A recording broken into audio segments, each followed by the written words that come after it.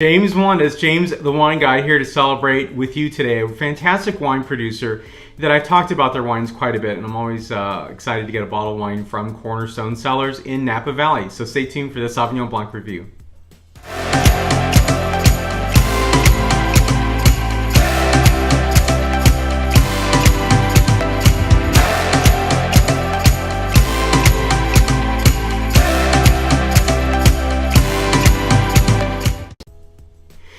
Sauvignon Blanc, I always love Sauvignon Blanc, and I've said it many times before. It's the hard variety that didn't come to me as logically as, say, Chardonnay. Ultimately, it's a fantastic wine variety. So many different variations in terms of how people are producing it, its stylization, where it's coming from, and I think it just expresses so uniquely and differently. It really expresses a region it's coming from. So here's what we have. It's a famous wraparound label by Cornerstone Cellars, Sauvignon Blanc 2016 vintage. Now it's a 14.1% ABV wine. This is a composition of two clones. This is 70% Clone 1 and 30% Clone Musique.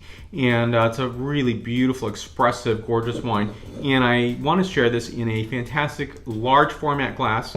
And so I think it's fitting, right? This is a Bordeaux glass for a Bordeaux white. So this is a Bordeaux glass for a Bordeaux white wine. In the United States, in San Francisco, this town that I live in right here, it is a city that really does not have great wine glass programs. There are some fantastic restaurants, of course, and an amazing glass selection. And does glassware count? Of course it does. Do you need every silhouette? Of course not. But I think when you have a thoughtful collection, it really encapsulates and really highlights the beauty of the wine you have. And it also looks great too. So I like to have a nice voluminous wine glass versus not a nice wine glass, period. So here's what we have before us.